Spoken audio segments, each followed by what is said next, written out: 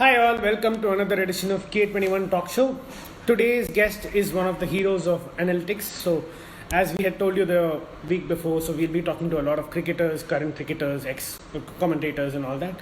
But as part of that, we also wanted to get in touch with a lot of people who are behind the scenes, like the ones who the video analysts. We caught up with one video analyst last week, A.S. Dekant, who's been with KKR for a very long time. And this week also we've got someone else. And I think that person has already joined us. So let me add him. Srinath, are you joining us? Okay, till he joins, I'll do a small intro of him. So the guest today is Srinath Basim. He had worked with Sunrisers before, and then past couple of years he's been working with Delhi Capitals. His role is something which is completely behind the scenes. Right now with Delhi Capitals, he's chief of staff, team and manager of team. So Srinath, are you there? Yeah, hi Adi, can you hear me? Yes, I can. How are you? Oh God, Doing well, Adi. I think everybody's had a tough couple of months.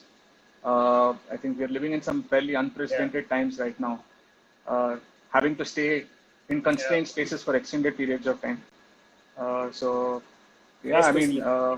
Everybody is just being hopeful that things will get better soon. Yeah, if I'm not wrong, you have an infant also, right? So makes it even more difficult. Yeah, that's true. That's true. I think she keeps us on our toes. Absolutely. Yeah. So Yeah. testing times, hopefully we'll all get past it, and then there'll be some IPL soon. Yeah, I think that it is difficult. What's happening around us is much bigger than sport. But from a cricketing standpoint, I think all of us are really hopeful that there is a possibility of hosting a tournament sometime later in the year. Yeah. It's being served. Srinath, is it possible? You know, Srinath, sorry, is it possible for you to tilt down your camera a bit? Can you tilt your camera down a bit? Yeah, that's much better. Yeah. Is that fine? Got it. That's okay. Yeah, is that fine now? Yeah. So without further delay, let's go to the interview. So, obviously, how did you? I'll ask you the most obvious question. You are a South Indian, so you must have been an engineer. I'm not even guessing. So you must have been an engineer from an. Oh God, I've lost you. Your video is freezing. Are you back? I'm sorry, Adi, can you hear me? Are you back? I'm here. Yeah, I can now. I can. Yeah. Yeah. I can. So Srinath, so obviously you're a South Indian, so I'm going to assume that you're an engineer. So from an engineering degree to a B school, and then finally you're in the dreamland of cricket. So can you tell us about the journey? How did you end up here? Yeah, I think Adi, I consider myself lucky to be working in a field that I'm so passionate about, and I must say that it happened pretty much by chance. Just to give you a context, you grew up in Chennai. Milieu is like when you're growing up, when it especially comes to cricket. I think you eat, sleep, drink cricket when you're young. Especially for me, in my case, my father was a big cricket rajik. So he used to wake me up early in the morning at 4 and 5. Yeah. We used to sit and watch Australia games, New Zealand games together. And then I had a bunch of cousins who used to, play cricket pretty seriously, and they used to go for coaching. So all of us, when we get together, all of us are sitting and watching, cricket matches. And after watching the matches, spend countless hours just having like arguments and debates about what just transpired, and also talk about the technical aspects of things, They talk about knowledgeable Chennai crowd, right? So, I think that's where they do that for a reason. Yeah. Yeah, and that's where I think it really started. I learned a lot from, my cousins who were actually playing cricket. And I used to play in school as well. But I guess, like with a lot of us, I guess, you have to take a call at some point in time as to whether you want to really pursue sport or cricket seriously. Whether you want to do something else or do engineering. Yeah, correct. So I guess I decided to pursue academics seriously. But at the back of my mind, always harboring hopes that maybe at some point of time later on, I could get to work in sport or in cricket. So I finished engineering, went to B school. And after that, you get placed and was working in in private equity, in finance for some time, always been fascinated by analytics and the importance of data. So when I moved to analytics, that's when I got the opportunity in 2012 to actually work in cricket. Reached out to folks in Sunrisers Hyderabad, and I must say that I'm really thankful to the owners, the CEO, management there who decided to take a chance on me at that point of time. And I guess what really helped at that point of time, Adi, was the fact that given that I had a business background as well, I could contribute across multiple aspects of the franchise, right? And you know that IPL teams are typically very small, the management teams. So you need to work across different functions, and the onus is on you to take responsibility, right? So which I did, and yeah, so it's been a great few years in the IPL ecosystem. So I had a great, a set of 6 years in SRH, and I joined Delhi Capitals in late 2018. And yeah, we had a really good season last year. I think we made it to the playoffs, and we're actually probably one of the best since 2012. Yeah. Yeah, it was, and we're also looking to, build from the strengths of last season. Just become stronger, in the off season, and we had a good auction as well. So we're actually quite looking forward to, have maybe going one or two better this season. Absolutely. So yeah, like Srinath, like how you had mentioned before, so you were with SRH and then you've been with Delhi Capitals for a couple of years. So say from a layman point of view, sports is fun, right? Like sports is always fun. It's all about enjoyment and all that. So a layman might or like a common man will will obviously be thinking like working in sports must be like double the amount of fun. But again, you and I know it's not. It's absolutely serious. So what can you tell us about that ecosystem? Like how it's a very, very serious business. No, absolutely, yeah, Aditya. I think a lot of it is romanticized, but the advent of leagues such as IPL and the influx of corporate ownership, I think has made things very, very professional.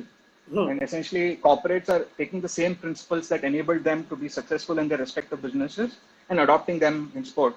So it's very, very serious. And any business or company, there are various functions that need to be assayed, and there are dedicated teams for those functions. And of course, the owners and the CEO are the captains of the ship who oversee the various functions. Just to give you an example, Ladi, I think, you're talking about conducting a tournament of the scale of IPL. There's a lot that happens behind the scenes, right? Conducting the various matches is a huge exercise in operations, as there are so many stakeholders involved. You're talking about the government, you're talking about the police, you're talking about the association. So there is a dedicated stadium operations team that takes care of all that and works really hard in delivering a seamless fan experience. All the fans, right, who are paying money and come. Srinath, can you repeat the last point, please? Srinath, can you repeat the last point? Yeah. So no, I was saying that there were various stakeholders involved, right? There are many stakeholders involved that need to work in sync for you to actually host a match. I mean, you need the support of the government, you need the support of the police, the association, and others. So there is a dedicated stadium operations team that takes care of that and works really hard in delivering a seamless, a high quality fan experience, right? And then there is a cricket operations team that is in charge of, making sure that I think one underappreciated aspect of the IPL is it is so frenetic and hectic over those 2 months, and it's in the peak of summer and traveling the length and breadth of the country. The logistic aspect of that is, it is quite the exercise in itself. Making sure that players are transported from one place to another, making sure that the hotels are taken care of, the flights are taken care of. And, there are various other teams like, there's a ticketing team, there's a sponsorship team that is in charge of making sure that whoever brands are associated are, they're serviced and they're happy with the partnership. There's a marketing team. So there is a lot that happens behind the scenes, right? And a lot of it is a lot of hard work, right? So yeah, I mean, it might seem fun. It is fun. It is fun because you're working in a field that you're passionate about, but it involves a lot of hard work as well, right? Yeah. Liaising with multiple organizations is nowhere close to fun. Is nowhere close to fun. Yeah. Right. So Srinath, one of the most awaited events in the Indian cricket calendar. No? Yeah, IPL is probably the most awaited event, but after the IPL, the next most awaited event is something which happens in inside four rooms, the IPL auction. So, like, can you tell us? So, like we've been part of the industry, so we sort of understand how much preparation that we have to do for a auction. But Right. again, there are a lot of people out there assuming that like people are sitting there and then making decisions on the fly and then buying it. So, can you tell us how, like, what's first question, like, how was it how was it the first time you were part of an auction, 2013 or 2014? How Yeah. did it feel to be part of it? And then, what sort of preparation what sort of preparation do you do for an auction? Sure, Aditya. I mean, been a part of 8 auctions so far since 2013. I think it's really exciting to be a part of that process. And it's a real team effort. I must say that I'm honored and privileged actually to be working with some legends of the sport, right? You try to do your best to add value to the team, and you're trying to make sure that you're increasing the probability of success of your team. So, I mean, it's a complete team effort. And talking about the auction specifically, it's such a dynamic environment. I mean, you try your best to preempt and simulate what other teams might do, but many times you find out that your best laid plans can go for a toss, right?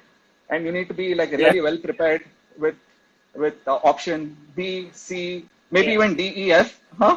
And Maybe D, yeah, exactly. yeah, and Very rarely does your plan A work. So, yeah, I mean, when you get 80% of what you've sought out to do, I think I would deem that a big success. And also beyond that, there is a lot of thinking on the feet that you need to do, because you probably would have expected a player to be, bid for a higher amount, and suddenly you realize that he's not. Then you need to think on your feet. And just 1 second, just yeah, 1 second. yeah,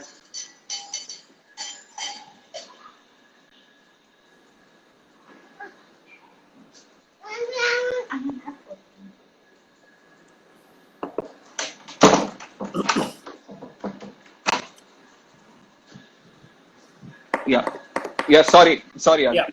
No, I was No, saying that you need to do a lot of thinking on the feet, and obviously, you're talking about preparation. And there is a lot of preparation that happens behind the scenes, right? Like you're constantly in touch with the technical staff, and you're discussing ideas on the players that can fit the team's requirements. So specifically talking about like homework and preparation, right? I think it's a year-long process, because scouting is pretty much a year-long process, because you're trying to watch matches across. you always need to keep your eyes open. Yeah. Correct. Because you're trying to watch all cricket across geographies and formats, because you don't know where the next big player is going to come from, and you're also trying to like cover as much of the Indian domestic games as possible, and whenever possible you go to the ground and watch, because you want the players who are there. Can you hear me? Yeah, I can. Yeah. No, I was just saying that you want to be aware of all the players that are there in the auction register, what they're capable of, and then take an informed call, right? You don't want to have surprises when you enter into the auction hall and you see suddenly people bidding for a particular player. You want to be aware of what that player is, right?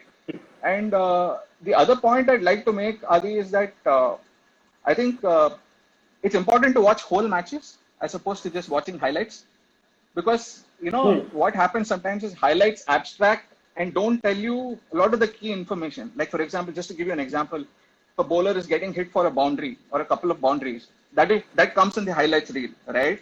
But what really isn't shown is maybe he's bowled a brilliant Yorker, or what his comeback delivery has been post that. Maybe he's bowled a dot ball.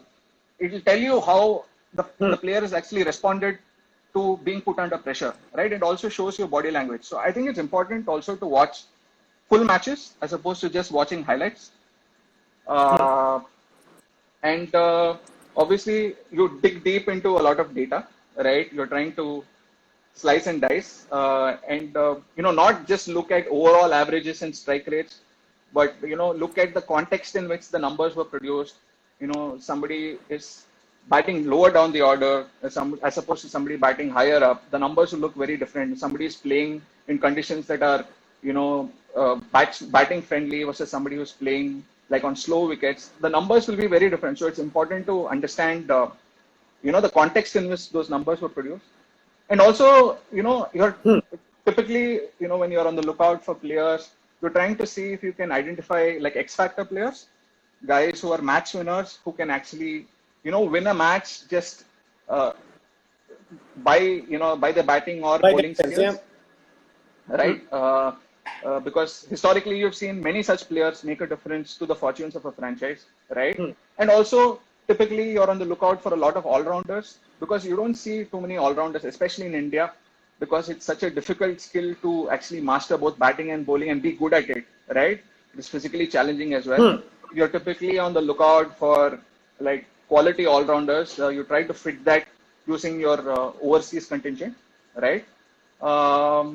Another point I'd say is, you can't base your complete strategy on just picking, established high quality players because you have an auction cap that you need to think about, right? With the auction cap, you cannot build a strategy around just picking all marquee names. So potentially you need to identify a lot of young players as well. Correct. So Srinath, like that's the question I was coming to. So the thing is, Right. like obviously, like you said, you've been part of 8 auctions. I've been Right. lucky enough to be part of a couple of auctions myself. So Right. like there are a lot of the common line which is said in the industry that you can actually win an IPL in an auction table. How much do you concur with that statement? I think it goes a long way. I think the auction goes a long way in helping you achieve success during the tournament because if you do not have the right personnel, it's difficult to actually achieve success in the tournament. I think you see this word bandied around a lot, and it is really important. I think the objective is to have a balanced team. Essentially, a team that is balanced, that has good resources both on the batting and bowling front, and not lopsided on one side, right? So, and that can be enabled and achieved only if you are being diligent during the course of the auction, right?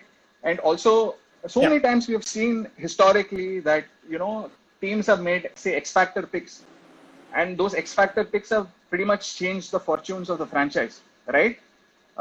Historically speaking. So I think that's where scouting comes into play big time, right? And sometimes it's important to identify a lot of the talent very young because if they become established players, then there will be a fight for that player in the auction. So the value will also be correspondingly higher, right? Absolutely.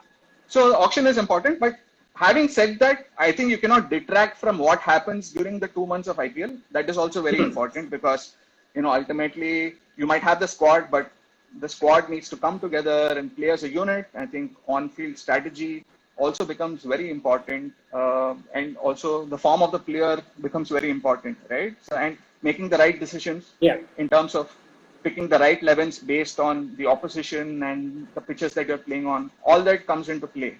So I think it's a combination of both factors. I think auction is very important, but also what happens during the 2 months is also pretty important. Absolutely. Yeah. So talking about winning, like I'm trying to connect the scouting statement that you made and then something which I have in mind.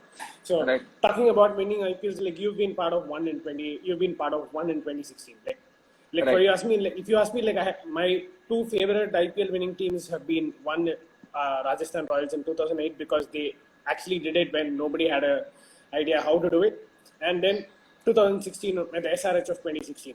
The SRH of 2016 are probably more special because the way they transformed themselves. So, say if you look at when they became Sunrisers, which was in 2013.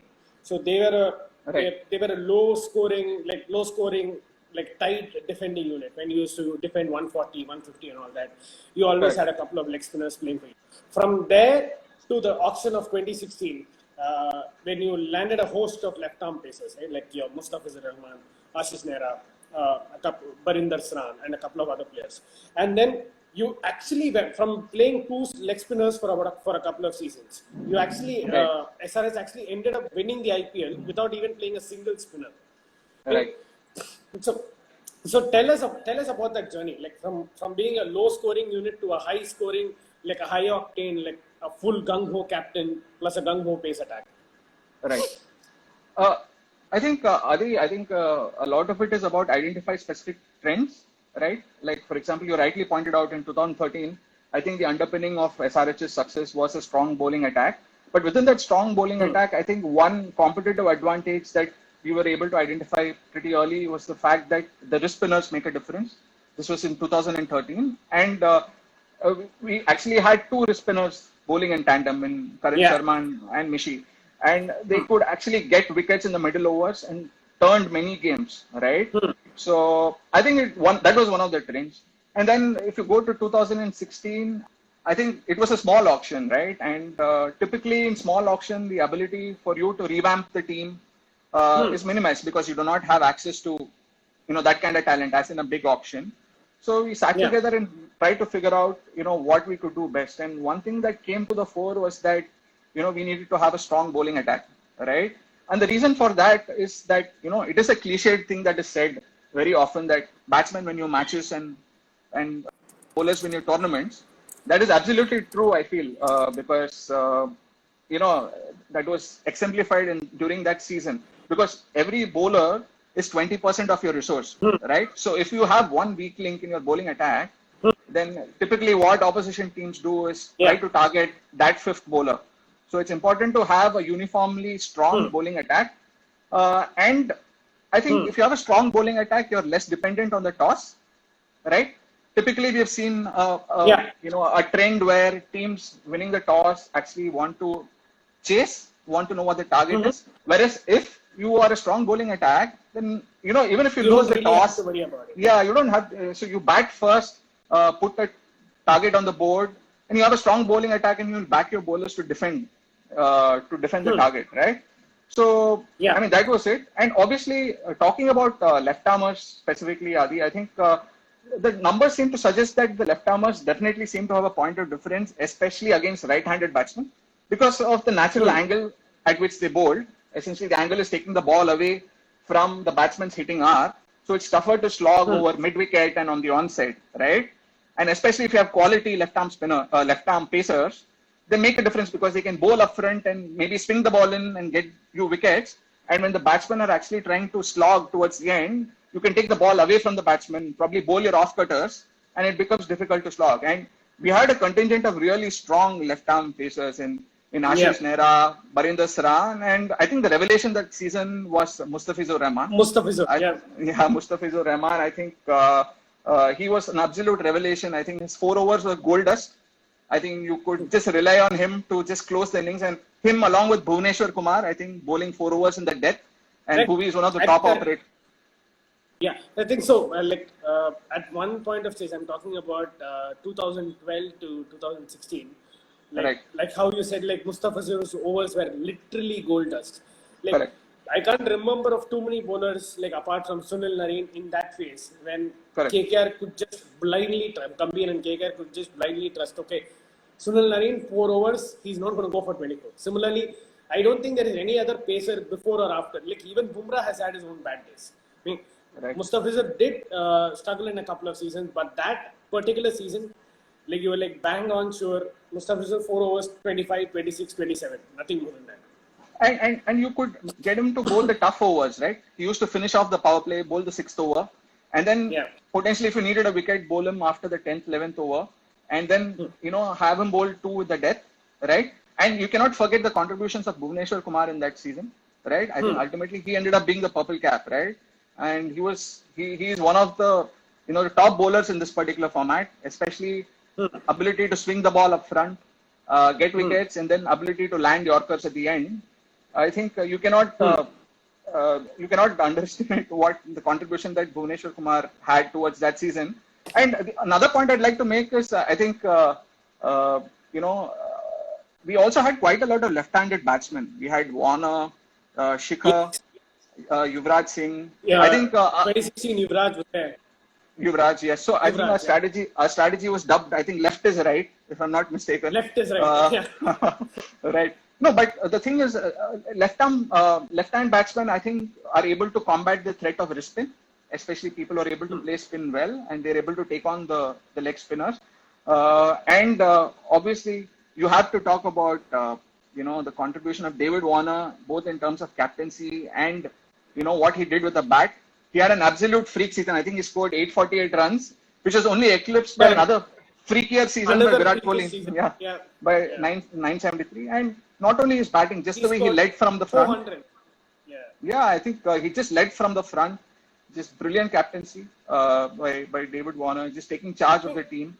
And finally, one more thing I'd like to say, Adi, is we tend to remember like the big stories, but I think we should not forget the smaller stories, people who have contributed at crucial times. You had Moses Hendricks, who chipping in with the bat and ball. You definitely cannot forget the performance of somebody like Ben Cutting in the final. I think giving that finishing kick, and then RCB were going really strong at that point of time, and him getting Gale's wicket and breaking that partnership. You cannot forget the cameos played by Yuvraj Singh, both in the playoffs and the final. And of course, somebody like Bipul Sharma in the playoff against Gujarat who Lions. took up, yeah, he would have taken only a handful number of wickets, but they were all absolute, came at the right time. Yeah. Yeah, and even with the bat, I think against Gujarat Lions, one cameo he played and gave Warner support, and taking obviously AB de Villiers wickets in the final. I think it was a complete team effort, I must say. Absolutely. So, sir, you mentioned Warner, right? It was not just leadership on the field. Like you had international captain like Kane Williamson sitting out. So you had two of probably the sharpest minds going around in the current world of cricket. So how important was Warner's leadership, and then how was he strategically, and then how did leading from the front is fine, like scoring runs and then telling the other people saying I'm scoring and then you also score, that is still fine, but you still needed that leadership on the field and out the field. So how big a role did Warner play in that, and then how big a roles do captain play in a T20 setup? No, absolutely, Adi. I mean, I think captains are really important. Obviously, captain is the leader of the pack. So apart from just man managing and rallying the morale of the troop, I think there is a lot of tactics involved in T20 cricket as well, right? I mean, increasingly we've seen, and the captain is responsible for executing the plans on the field, right? So you can actually make a lot of plans off the field, and I think the coaches work with the captain, but the onus is on the captain to actually implement all the plans and the matchups on the field, right? So, and many times what happens is you are put under pressure, and you need to make quick decisions under pressure, right? And sometimes your plans might go for a toss, and the captain needs to think on the field, right? And come up with alternate plans actually to to thwart the opposition. So I think the captain's role is really, really important in the team. Obviously, along working with the coach, it's a very fruitful partnership, I must say. And I think David Warner was amazing in that season, and I think he had a great relationship with Kane Williamson as well, and they used to constantly interact with each other, right? I think they used to pick each other's brains as well. So, I mean, that was fantastic. Absolutely. So, instead of moving from on the field to off the field, so right. Instead of talking about the analytics side of it, so now, the IPL teams now extensively use an insane amount of data. Let it be for auction, let it be for preparation before a game or during a game, after a game. So, when did you first get introduced to data analytics, and then what was your take on it? You said that you were an absolute cricket fanatic. So, how so did you straight away fall in love with numbers, or how did you use them initially? No, so I mean, I always had an affinity towards numbers growing up, and I must say that my job previous to getting into sport was in business analytics, right? So I was a part of a business intelligence team that is actually analyzing a lot of data to come up with recommendations to top management to actually help them make decisions. So you could see the difference that data actually makes in helping top management in making day-to-day decisions, right? So I think that is when I was exposed to the importance of numbers and analytics, and data is very objective, right? You're trying to be as objective as possible. So and especially in cricket, Adi, I feel because it's all about decision making under pressure, right? So if you're well prepared beforehand, then you can definitely make a difference. Like just to give you an example, if you know if you know that you know a particular batsman has a particular weakness against a specific type of bowler, which you can analyze, which the data might indicate you towards, and then you're obviously watching a lot of videos to confirm the conclusion. And once you establish a particular pattern, you can always convey that information to the bowler and deploy your bowling resources in such a way that you're maximizing the number of balls that is faced by that batsman against this particular type of bowler, right? And you're deploying your entire bowling resources around it. Similarly, for a batsman, I think if he's able to understand what the various variations of a bowler are, what are the types of slow delivery he bowls, or what does he do after getting hit for a boundary, what is his release ball, right? Then you're able. It makes such a difference, right? You don't have to think on your feet at that point of time to actually, combat the situation. You have this piece of information stored behind, right? So I think that's where. So just sticking to the same topics now. So the thing is, like, say, so obviously you work with a couple of companies, like, and then we ourselves have been in this line for a very long time. So, like, we actually revel in the depth of data we have. So, like, obviously, when you get all the data, so how differently do you look at data? Say, for example, pre-auction from a pre-game to an in-game, and then probably post-game. So what sort of roles do numbers play in these four different phases? Sure. I mean, see, firstly, talking about auction, right? I think auction, you're trying to analyze, you're trying to watch all the matches. You get access to a lot of videos, right? You're trying to watch all the videos. And the numbers will point you towards certain things as to what a particular batsman is capable of in specific type of conditions. What does he do under pressure? How does he bat against spin versus pace and all of that? I think data is very helpful in giving you, certain details. When you look beyond just averages and strike rates, you're looking at what batsmen and bowlers can do in specific roles in specific conditions. And, a lot of videos for that. Like, for example, just to give you an example of where videos came handy. I mean, we were actually actively scouting Rashid Khan in 2016, right? And you don't get access to a lot of Afghanistan matches, right? But we got access to those videos. They were playing in Bangladesh, right? We got access to those highlights, and you're sitting and watching all those matches, right? So I think that's where data comes into play. In terms of batting matchups, in terms of what are the types of bowlers that can be deployed against a particular type of batsman, what are the types of fields they can set for a particular batsman, right? A lot of that is already captured. It's all about identifying specific trends, right? And during the game, of course, I must say that a lot of it is reactive because it's happening so fast, right? So I think a lot of communication happens between the players. The players are communicating with each other and talking about what the wicket is playing like, what the pitch is playing like, and obviously the coach gives a lot of inputs during the course of the strategic timeout to reinforce the plans that you want to set up. So I think data comes in handy everywhere. Yeah. So that's what. So obviously we know the depth of numbers available. So like what advancements do you see in the field of data analytics, and then how do you think this will look in a couple of years? So obviously from 2013 till now, you would have seen a significant amount of improvement in the way people are looking at data and then different forms it is available in. So where do you think we'll be in a couple of years? No, I definitely do think, Adi, that numbers and metrics have gotten a lot more sophisticated. You see the types of numbers that are being captured as opposed to just looking at overall average and overall strike rate. You're looking at various splits. You're looking at what numbers are produced at what point of time. Is it in the middle overs? A bowler is bowling in the power play on the death. His economy rate should not be compared with somebody who's bowling right in the middle overs. Absolutely. So I think numbers have started. Figures have died a slow death. Yeah. Correct. The overall scorecard figures are dying a slow death now. Correct. I think numbers have started capturing very specific context.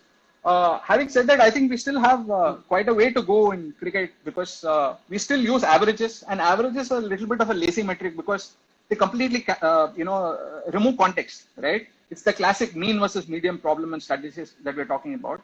Yeah. An average will hide more than it conveys, right? So I think we need to be more efficient Correct. in capturing metrics that capture context. And I can give you specific examples, right? Like you're talking about like baseball and basketball. Sabermetrics is huge in baseball, and sabermetrics is essentially Yeah. about applied metrics. You're creating new metrics based on the underlying figures. Like just to give you an example, there is a metric that's called earned run average in baseball, right? And sabermetrics, what they've done is they've added to it, they look at different variations. There's something called an adjusted ERA, there's a peripheral ERA, there are different independent ERA. And then in baseball, they also capture stuff. There's a metric called park factors. Park factors captures the idiosyncrasies of a particular ground or a particular stadium, or how batsmen perform better or worse in a particular stadium. Like that is so relevant in something like cricket, right? Because Absolutely. Yeah. that's the beauty of cricket, that the conditions are different across various grounds, right? So somebody playing in a batsman friendly ground and producing numbers, whereas somebody playing on a slow low wicket cannot be compared, right? Ultimately, it's about the kind of impact that the batsman or the bowler has towards winning the game, right? So I think we should increasingly start focusing on capturing factors that will tell you what the impact the batsman or bowler has had towards winning the match. And another thing I'd say is that I think we are often swayed by volumes, Adi. Like if somebody scores 100 or a 50 or a 5-4, that is considered the premier performance of the match. Whereas Correct. many times a cameo by somebody batting down the order, 30 or 15, or somebody bowling a crucial Adi,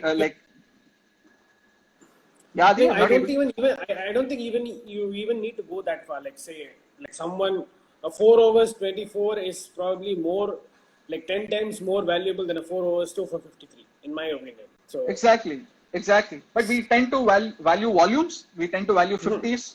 We tend to value hundreds. We tend to value 3 wicket hauls, whereas somebody who's given 4 overs, say none for 17, has really opened the match for you, because essentially what that means is the batsmen at the other end are trying to attack, and maybe the other bowler is benefited in taking wickets because of benefiting, yeah, correct. yeah, Yeah, right.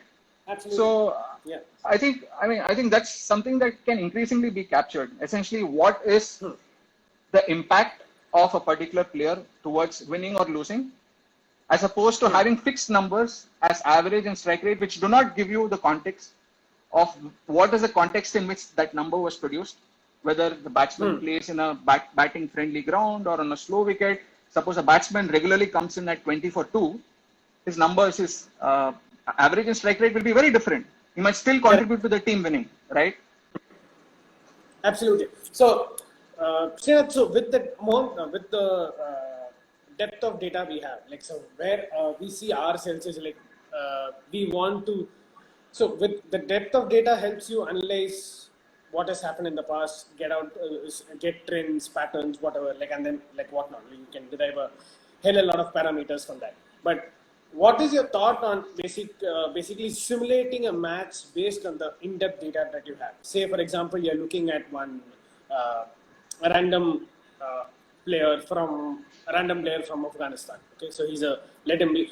Let's assume that he's going to be a wrist spinner. So, how do you think with our in-depth data we can use this data to simulate how simulate the match and then figure out how he'll probably do against the batting attack of De Villiers, Kohli, and then Parthiv Patel on some note, or even a batting attack of Rohit Sharma, Hardik Pandya, Krunal Pandya. Do you think this data simulation is possible? Like, what is your thoughts? What are your thoughts on that? I think that's a very interesting point, Adi. I think if we get to a stage where we are capturing context better in numbers, I'm sure we can definitely use these simulations as a very valuable input in making decisions, right? I don't think we are there yet. I think if you're able to capture context better in terms of what a batsman is doing based on what roles he's playing, or what a bowler is doing based on what roles he's playing and how he's contributing to the win percentage of the team, I'm sure we get to a stage where we can use these simulations as a very valuable input in making decisions in picking players, for sure. Having said that, Adi, I just want to say one point here that I don't think you can remove the human element out of it, because Absolutely not. That can't be removed Yeah. anywhere. Yeah. You will still. It's still a hands. It will still be a hands-on game. The coaches have to be there. The analysts have to be there. Whatever is being done on the field has to be Correct. done on the field. Will continue to be done on the field. But what we are Right. trying to do is we are trying to visualize the unknown elements. For example, meaning, for example, if this happens, if we somehow crack it, I am very sure the auctions are going to look wildly different. Like, imagine any people people sitting in the auction table having knowledge about a player who's played only some 5 T20 games, but they run their simulations and then they know how he will probably do against batting attack of KL Rahul and then like some other players from Kings 11 Punjab. I'm sure the auction will look wildly different and then very, very interesting. Absolutely. I'm sure we'll get to that stage sooner rather than later, and it'll be a very valuable input. But just one point here is an additional point I'd like to make is that players keep changing over time. So if there's some way in which data can capture that as well, like for example, players keep working on skills. Yeah. So if you look at career numbers, there might not be an apt metric to use, whereas what the batsman or bowler has produced over the last 1 year might be more relevant than looking at overall average, right? Correct. So, yeah, I am of the opinion here. So the career numbers are only for beautification of a player. It Right. stops there. Like you say, Chris Gayle has scored 11,592 runs, and the buck stops there.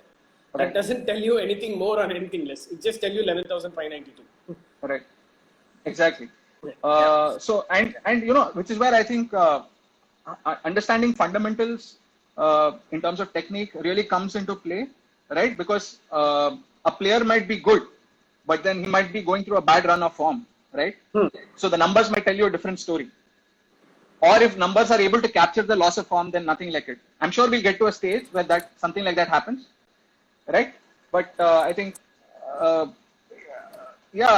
it's going to be fascinating. I think if you're looking at what's happening at the West, I'm sure there is a lot we can imbibe from them, and I see a lot of development. Yeah, I think. Yeah, so there's someone I've seen a lot of comments about NFL. If you look at the last comment, so Right. it says expected percentage before a series and the outcome after he completes a series. Right. I mean, so we very well know that the American sports, especially the MLBs and the NFL, like Correct. they do a huge level of analysis before a player even appears in the MLB draft or the NFL draft. Right. So they have their they probably do the same level of analysis in NCAAs and whatnot. Right. Yeah. No, absolutely. Yeah. Yeah. You're talking about teams. No, just one point here, Adi, that you're talking about a lot of like these teams, football teams and American sport teams have large analytics teams. They have teams of 50, 60, 70 people who are doing work day in and day out, right? So I'm sure cricket will imbibe some of that in the years to come. Yeah. So I think one of our regulars has asked a question. If you look at I'm sorry, I don't know how to spell his name. It's UDUPA_13. He says, how many people on an average work in an analytics site for a team during the season? I know the answer, but more than happy to hear it from you. I think the numbers are not very high. I think it's about a max of 3 or 4 people.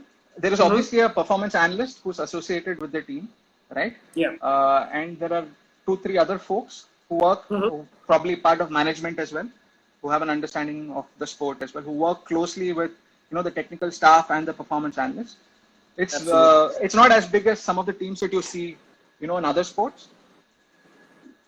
But for all you know, things might change. Yeah. So, say like how you mentioned, like you made the transition from a business analyst to someone to a data analyst, and then strategy. So now you're in a chief of staff position, whatever. And then you worked with a couple of performance analysts as well. So you must have worked with Srinivas at Sunrisers and whatever. So So we are here. We're already here. We've been here for a couple of years and probably 5, 6, 10, more than almost close to a decade. So what advice do you have for people who are trying to enter the industry, either in a strategic role or an analyst role or whatever, just to be behind the scenes? There are a lot of people I'm sure are dreaming of trying to get into something this. What advice do you have for people? I think first and foremost, Adi, I think it's important. But the point is, Srinath, you my might have to passion repeat towards the yourself game. again. Srinath, can you repeat yourself again? Can you repeat, please? Yeah. No, I was Can you saying repeat yourself again? that something. Sure. What I was saying is that something that goes without saying is actually having a passion towards the game. I think a lot of people have that, but what's important is to not be just a casual fan. You need to like matches across formats, across grades. Watch Ranji Trophy games, watch league games, watch all types of games and watch full matches. So it's very important to have that kind of passion towards watching the games. You just can and try to analyze why certain plays are happening, why certain things are happening, right? Another thing I'd say is I think some effort can be spent in also understanding the technical aspects of the game, right?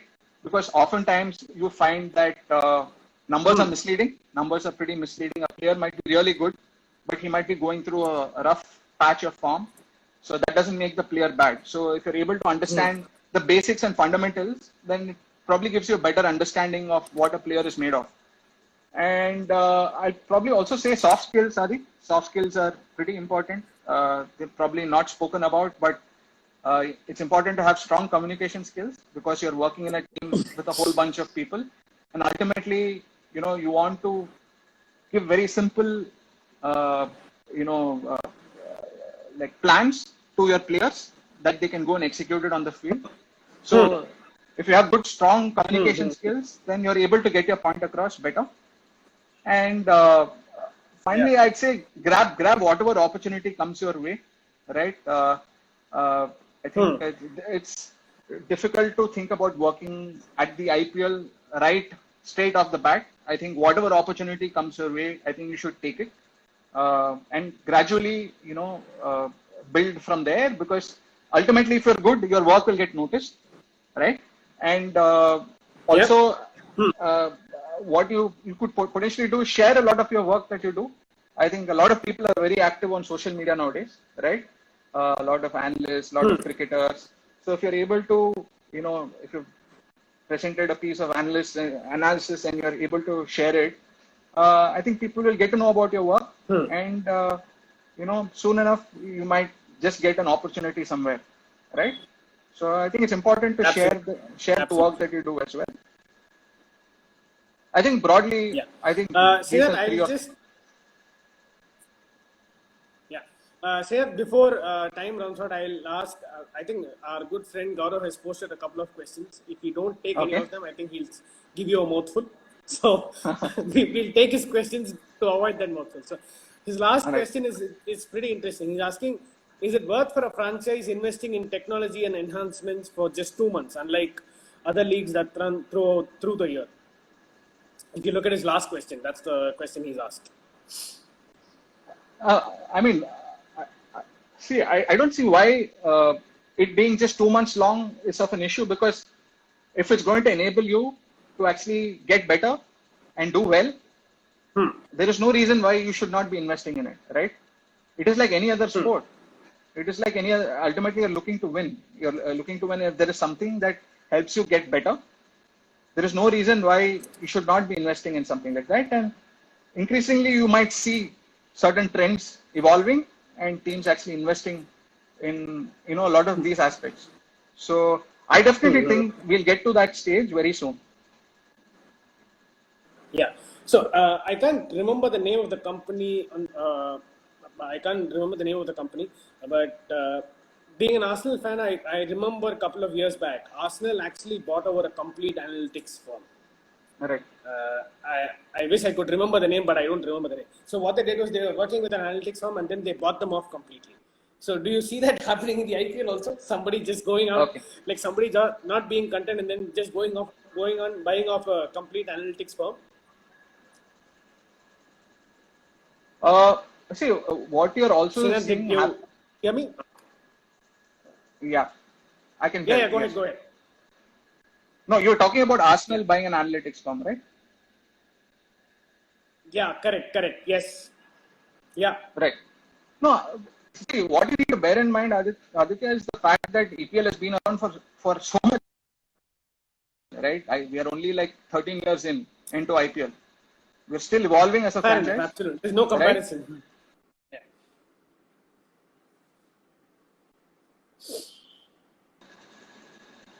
Hello? Hello? yeah, I can. Aditya? Someone's No, I'm saying, pointing out the name of the. I can. Go ahead. you were saying someone's pointing out? The name of the Someone's pointing company is out? Stat DNA. Oh, okay. The Okay, name of fair the enough. company Arsenal bought is Stat DNA. Yeah. Got it. No, so yeah, I mean, the point is, yeah, I'm sure we'll evolve to such a stage. Maybe the franchise ecosystem develops a lot more, and maybe, when cricket potentially becomes like football sometime in the future, when the entire ecosystem is driven by the franchise ecosystem and not like international matches, who knows? I mean, you can see all of these trends happening. Absolutely. Sir, it was lovely catching up with you. I'm sure like who's tuned in must have learned quite a bit about the analytics business, the behind the scenes business of sport. So Right, yeah, it was absolutely lovely catching up with you. right. So wherever you are, stay safe. Thank you. You too, Aditya. Please stay safe, and we're all praying that the situation gets better, and we're all being hopeful and positive. Absolutely. Right? Yeah. Thank you. Yeah. So and before before we finish the video, I'd like to say that like tomorrow we're going to be talking to the Australian spin consultant Steeran and Sriram. So Okay. I Wow. hope Lovely. tomorrow's episode is as good as today's. Sure. Awesome. Sure. Thank you. Yeah. Bye. Thanks, Srinath. Stay safe.